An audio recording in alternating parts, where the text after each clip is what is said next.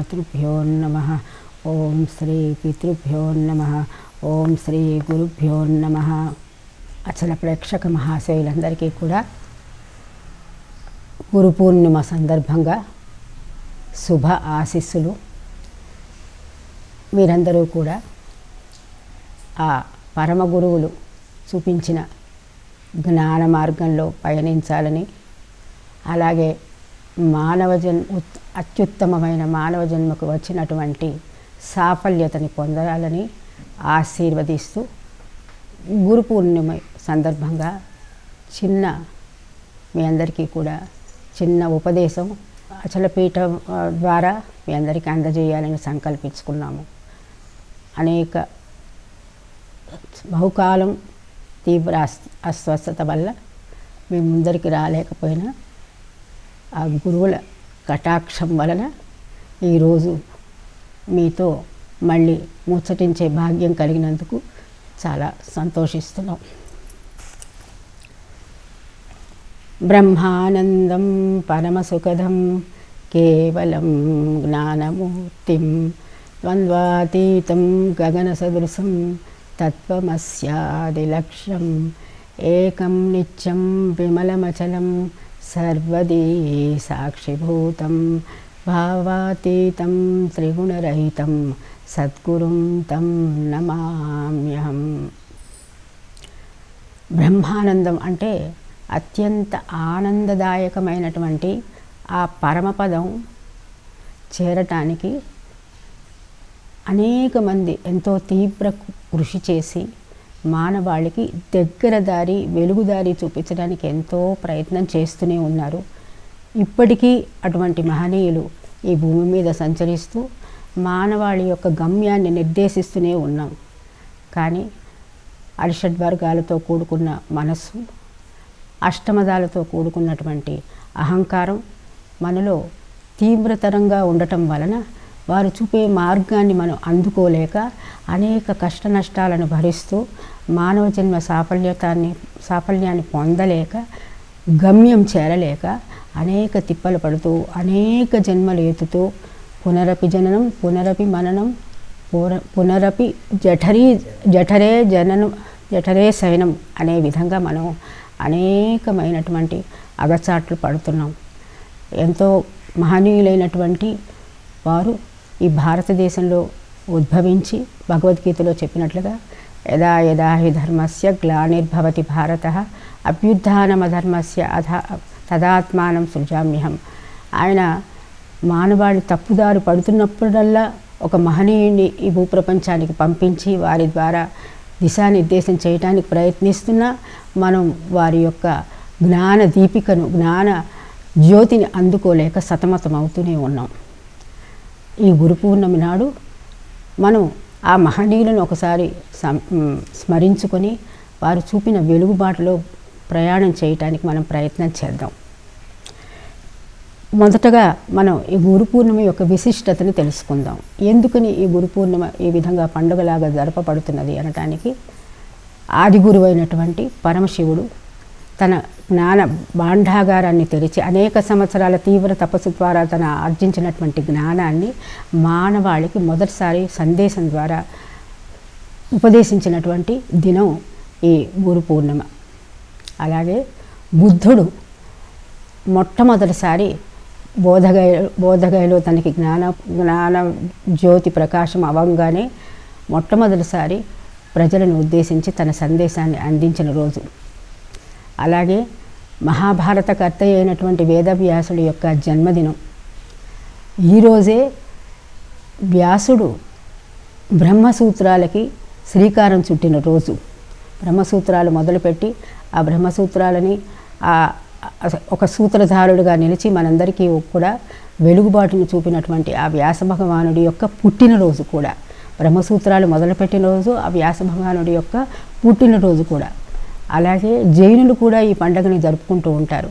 మహావీరుడు ఈరోజు తనకి అత్యంత ప్రియమైన శిష్యునికి తన జ్ఞానజ్యోతిని అప్పగించి విశ్రాంతి తీసుకున్నటువంటి రోజు.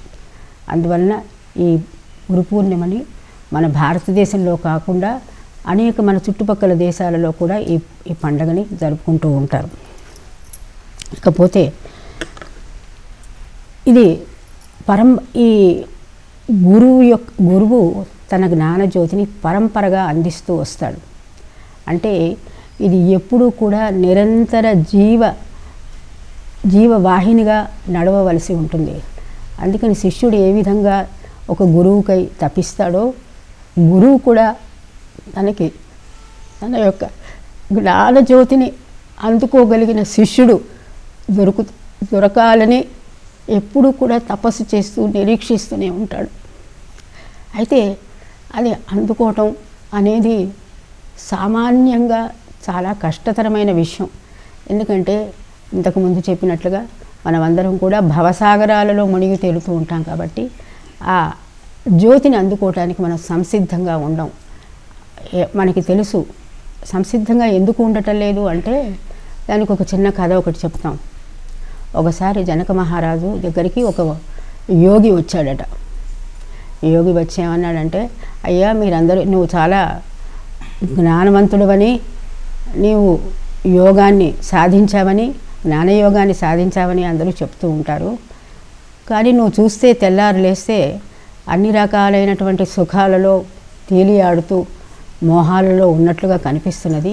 ఏ విధంగా ఈ జ్ఞానాన్ని నువ్వు సముపార్జించావో నాకు అర్థం కావటం లేదు. నేను చిన్నప్పటి నుంచి ఈ జ్ఞాన మార్గం కోసం అన్నీ త్యజించి తిరుగుతున్నాను. నువ్వు నాకంటే గొప్ప యోగివి అని ఎలా నేను నమ్మగలను అని చెప్పి అతని రాజుని ప్రశ్నిస్తాడు. అప్పుడు జనకుడు ఏమంటాడంటే, అయ్యా ఈ విషయం గురించి మనం తర్వాత మాట్లాడుకుందాం. నువ్వు మొట్టమొదటగా కొద్దిగా విశ్రాంతి తీసుకో. చాలా దూరం ప్రయాణం చేసి నా రాజ్యసభకి వచ్చావు కాబట్టి మొదటగా విశ్రాంతి తీసుకోమంటాడు. సో ఆ సన్యాసికి ఆ రోజు జనకుడు ఆశ్రయం ఇచ్చి అన్ని వసతులు కల్పించి అతనికి హంసతూలిక తల్పాలన్నీ కూడా ఏర్పాటు చేసి ఆ రోజు విశ్రమించడానికి తగినటువంటి ఏర్పాట్లు చేశాడు. సరే, ఇతను ఆ రోజు మంచం మీద పడుకోగానే విశ్రాంతి తీసుకుందామని ఇలా కళ్ళు మూసుకుందాం అనుకునే లోపలే పైనుంచి ఒక కత్తి ఏలాడుతూ కనపడుతూ ఉంటుంది. ఒక సన్నటి దారం మీద ఆధారంగా ఒక కత్తి తీవ్రమైనటువంటి మొన కలిగినటువంటి ఒక కత్తి వేలాడుతూ కనపడింది. ఎప్పుడైతే ఆ కత్తి ఆయన దృష్టి ఆ కత్తి మీద పడిందో అతనికి ఇంకా నిద్ర అనేది మటుమాయమైపోయింది. అది ఎప్పుడు తన మీద పడి తన ప్రాణాలు కోల్పోతాడో అనే భయంతో ఆ రోజంతా అతను నిద్రించలేకపోయాడు. సరే, మరునాడు అతను సభకి తీసుకురాబడ్డాడు. జనకుడు అడుగుతాడు, అయ్యా మీరు విశ్రమించారా, చక్కగా నిద్రించారా, సుఖవంతంగా ఉన్నారా, నా యొక్క ఏర్పాట్లలో ఏమైనా లోటు కనపడిందా అని అడుగుతాడు. అన్నప్పుడు అతను ఏమంటాడంటే, అయ్యా నువ్వు అన్ని ఏర్పాట్లు బాగానే చేసావు, కానీ అక్కడ పైన ఒక కత్తి పెట్టావు, అది వేలాడుతూ నా నెత్తి మీద ఎప్పుడు పడుతుందో అనే భయంతో నేను నిద్రించలేకపోయాను అని చెప్తాడు. అప్పుడు జనక మహారాజు ఏమంటాడంటే, అయ్యా మామూలు మానవాళ్ళంతా ఒక విషయాన్ని విస్మరిస్తూ ఉంటారు.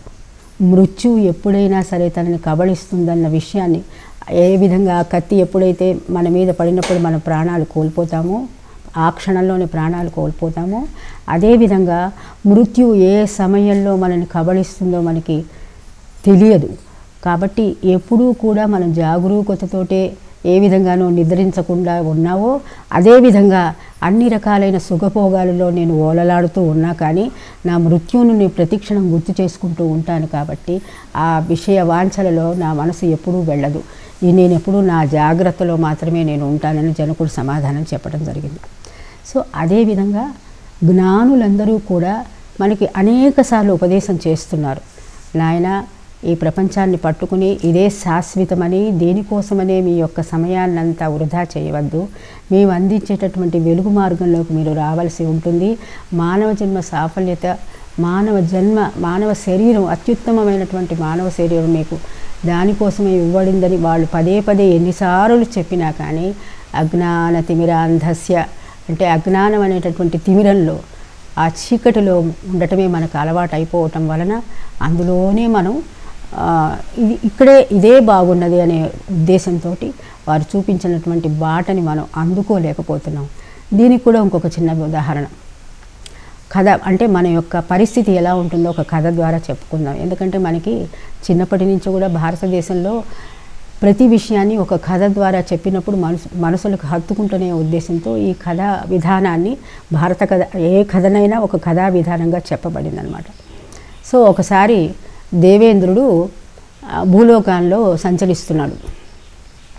సంచరిస్తూ ఉన్నప్పుడు ఒక పంది భూలోకంలో తిరుగుతూ అందరూ విసర్జించినటువంటి మలాన్ని భుజిస్తూ కనపడేటప్పటికి అప్పుడు దేవేంద్రుడు అనుకున్నాడు కదా, ఈ జీవి పాపం ఎంత హీనంగా బతుకుతున్నది, అందరూ విసర్జించిన దాన్ని భుజిస్తూ దాని జీవనాన్ని గడుపుతున్నది, దీనికి కాస్త మంచి మార్గం చూపిద్దాంలే అని అనుకుని అక్కడ ఆ పంది వరాహం ఎదురుకుండా ప్రత్యక్షమై, నిన్ను స్వర్గలోకానికి తీసుకెళ్ళదలిచాను కాబట్టి నువ్వు వెంటనే ప్రయాణమై నాతో రా, అక్కడ నీకు అన్ని సుఖాలు కల్పించబడతాయని చెప్పి ఆ వరాహానికి దాని భాషలో చెప్పడం జరిగింది. అప్పుడు ఆ వరాహం తన యొక్క స్వభావాన్ని ఎలా మర్చిపోలేకపోయిందో ఈ విషయం తెలుపుతుందన్నమాట. అయ్యా, నీతో పాటైతే నేను స్వర్గలోకానికి వస్తాను, కానీ అక్కడ నాకు తినటానికి ఇదే విధమైనటువంటి మలం దొరుకుతుందా లేదా అని అడిగింది. మన పరిస్థితి కూడా అలాగే ఉంది.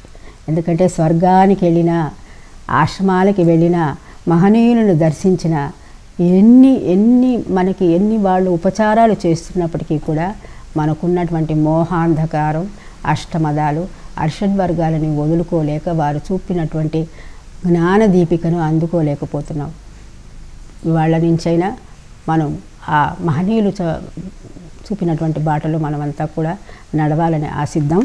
ఇకపోతే అసలు విషయానికి వద్దాం. మన మహాభారత కర్త అయినటువంటి వేదవ్యాసుని పుట్టినరోజు అని చెప్పుకున్నాం కదా. ఆయన ఈ భూమి మీదకి ఏ విధంగా రాబడ్డాడో ఆ విషయం కొద్దిగా చెప్పుకుందాం. పరాశర మహర్షి అనేక సంవత్సరాల తపస్సు తర్వాత ఒకరోజు యమునా నది వెంబడి వెళుతూ ఉండగా అక్కడ సత్యవతి లేదా మత్స్యగంధి అనే ఒక వనిత యమునా నది మీద పడవ నడుపుతూ కనపడింది. ఆమె యొక్క చాకచక్యాన్ని, ఆమె యొక్క తెలివితేటల్ని చూసి పరాశర మహర్షి అనుకుంటాడు కదా, ఈమె నాకు తగినటువంటి వ్యక్తి కాబట్టి ఈమె అంగీకరిస్తే ఈమెను వివాహమాడి నేను ఒక పుత్రుడిని, నా యొక్క జ్ఞానాన్ని అందుకోగల ఒక పుత్రుడిని నేను పొందగలుగుతాను అని చెప్పి భావించి ఆమె తండ్రి యొక్క అంగీకారం అడిగి ఆమెను వివాహం చేసుకుంటాడు. వివాహం చేసుకున్న తర్వాత వారికి కలిగిన కుమారుడే ఈ కృష్ణద్వైపాయనుడు అని పేరు పెట్టి అతనికి సమస్త శాస్త్రాలలో అలాగే జ్ఞాన మార్గంలో పరాశరుడు ఉపదేశించడం జరిగింది. ఆ కృష్ణద్వైపాయనుడే వేదవ్యాసుడిగా రూపొంది ఆయనే మనకున్నటువంటి వేదాలన్నిటినీ కూడా విభజించి వాటిని క్రోడీకరించడం జరిగింది. అంటే ఎడిటింగ్ తర్వాత డివిజన్ అండ్ ఎడిటింగ్ అనమాట. మనం ఇవాళ రేపు మన సాంప్రదాయంలో చెప్పుకునే విధంగా వ్యాస అంటేనే విభజన చేసి దాన్ని క్రోడీకరించాడనమాట. క్రోడీకరించి 4 వేదాలుగా మనందరికీ అందించడం జరిగింది. ఇకపోతే సరే, ఈ వేదవ్యాసుడు మనకి అందించినటువంటి మహాభారతం ఎప్పటికీ కూడా అజరామరంగా నిలిచి అనేక యుగాలకి ఆ కథ మనందరికీ స్ఫూర్తిదాయకంగాను మనందరికీ కూడా పంచమ వేదంగా కూడా కీర్తింపబడింది. సో ఒక్కసారి మనం ఆ వ్యాస భగవానుని యొక్క స్తుతికి చెప్పేటటువంటి ఒక చిన్న శ్లోకాన్ని చెప్పుకుని ఆయనకి మన నమస్కారం తెలుపుకుందాం. అది మీరందరూ అనొచ్చు. నమోస్తుతే వ్యాస విశాల బుద్ధే ఫుల్లారవిందాయతపత్రనేత్రః ఏన త్వయా భారతతైలపూర్ణః ప్రజ్వాలితో జ్ఞానమయ ప్రదీపః. నమోస్తుతే వ్యాస విశాల బుద్ధే అంటే ఆ వ్యాస విశాల బుద్ధి అంటే ఆయన యొక్క బుద్ధి జ్ఞాన భాండాగారం, అంటే అనంతమైనటువంటి బుద్ధి కుశలత ఆయన దగ్గర ఉన్నది అని చెప్తున్నాడు. అటువంటి వ్యాస మహర్షికి ఈరోజు ఆయన జన్మదినం. ఆయన గురువుగా అందరికీ ఉపదేశించినటువంటి మహాభారతమే కాకుండా భగవద్గీత మొత్తానికి లోకపూజ్యమైనటువంటిది. కాబట్టి ఆయన పుట్టినరోజు కాబట్టి ఆయనకి మన వందనాలు సమర్పిస్తూ, నమోస్తుతే వ్యాస ఆయన అందించినటువంటి జ్ఞానానికి మనం వారసులుగా కావాలని కోరుకుంటూ ఆయనకి నమస్కారం చేద్దాం. పుల్లారవింద యతపత్ర నేత్ర అంటే ఆయనకి విప్పారినటువంటి తామర రేకుల వంటి కన్నులు కలవాడు. తామర రేకుల వంటి కన్నులు కలవాడు అంటే మనం ఎలా అంటే ఆయన యొక్క కనులు ఎప్పుడూ కూడా జ్ఞానంతో ప్రకాశిస్తూ కనపడేవి. జ్ఞానుల యొక్క కనులు మీరు పరీక్షించినట్లయితే మామూలు మానవాళి యొక్క కనులు ఎలా ఉంటాయంటే బాహ్యంలో సంచరిస్తూ ఉంటాయి, బాహ్యంలో ఉన్నటువంటి దృశ్యాల యందు పరిగెడుతూ ఉంటాయి. జ్ఞానుల యొక్క కనులు అలా పరిగెడవు. వారు అంతరాత్మ యందు దృష్టి నిగర్చి అటువైపే దృష్టి నిలిపి ఉంటారు. కాబట్టి వారి యొక్క కనులు విప్పారిన నేత్రాలు అంటారు, అంటే నిజముగా తెరుచుకున్న కనులు అంటారు. అంటే మనమందరం కూడా అజ్ఞానంలో మూసుకున్న కనులు మనందరివి కూడా. ఈ జ్ఞానుల యొక్క కనులు జ్ఞానముతో విప్పారినటువంటి కనులు. అటువంటి నేత్రాలు కలిగిన ఓ వ్యాస భగవానుడా నీకు నమస్కారం. ఏనత్వయా భారత తైల పూర్ణ అంటే జ్ఞాన జ్యోతిని వెలిగించినవాడా, ఆ వెలిగించటమే కాకుండా ఆ దీపములో కావలసినంత జ్ఞానము అనే తైలాన్ని నింపి పెట్టాడనమాట. ఆ జ్యోతి పరమజ్యోతిగా ఎల్లప్పుడూ ప్రకాశిస్తూ ఉండటానికి గాను ఆయన ఆ దీపము నిండా కూడా జ్ఞానం అనే తైలము పోసి జ్ఞాన జ్యోతిని వెలిగించి అది నిరంతరము ప్రకాశించేటటువంటి పరిస్థితి కల్పించినటువంటి మహానుభావుడా నీకు నమస్కారం అని చెప్పి ఇది చెప్తున్నాను అనమాట. సో ప్రదీప అంటే ఆయన ఏంటంటే ఎప్పుడూ ఒక దీపకాంతిగా ఉండి మనందరికీ కూడా దారి చూపిస్తాడు అనేటటువంటి విషయాన్ని మనం తెలుసుకుందాం అన్నమాట. ఇకపోతే సరే, ఈ గురు పూర్ణిమని మనం ఇంకొక విధంగా కూడా, అంటే ఇది ఒక పరంపర నిలపటానికి గుర్తుగా ఉండేటటువంటి పండుగగా కూడా జరుపుకుంటాం. పరంపర అంటే ఏంటంటే ఎలా సక్సెసర్ అంటే దానికి ఏమంటారు, సక్సెస్ అని తెలుగులో అంటారు వారసత్వం. అంటే గురువు నుంచి వారసత్వం పొందటానికైనటువంటి అర్హులైనటువంటి శిష్యులని ఎన్నుకోబడేటటువంటి దినం ఈరోజు. అందుకని కూడా ఈ పండగని జరుపుకుంటూ ఉంటారనమాట. అయితే ఈ వారసత్వం ఎల్లవేళలా నడుస్తూనే ఉండాలి. కాబట్టి ఇది శిష్యులకి ఒక ఉపదేశమే, అలాగే గురువులకి కూడా తమ శిష్యులని ఎన్నుకునే, అంటే వారసత్వపు అధికారం అందించేటప్పటికి తీసుకోవలసిన మెళుకువలు జాగ్రత్తలు కూడా ఈ గురు పూర్ణిమ మనకి ఉపదేశిస్తూ ఉంటుంది. కాబట్టి ఈరోజు మనం దానిని పండుగగా జరుపుకుంటాం. ఇకపోతే ఆ మహానుభావులు అందించినటువంటి ఈ జ్ఞాన మార్గాన్ని మనం ఎంతో జాగరూకతతో కాపాడుకుంటూ ఆ జ్ఞాన జ్యోతిని నిరంతరము మన హృదయంలో నిలుపుకొని వారు చూపించినటువంటి మార్గంలో మనమంతా ప్రయాణం చేస్తూ ఆ గురు శిష్యుల పరంపర ఇలాగే కొనసాగాలని మన అచల సాంప్రదాయంలో ఉన్నటువంటి ఆ గురువులందరికీ నమస్కరిస్తూ వారి ఆశీస్సులు మనమందరం కోరుకుంటూ వారు చూపించినటువంటి వెలుగుబాటలు మనమంతా ప్రయాణించాలని ఆశిస్తూ ఇంతటితో ఈరోజు కార్యక్రమాన్ని ముగిద్దాం. లోకా సమస్తా సుఖినో భవంతు. ఓం శాంతి శాంతి శాంతి.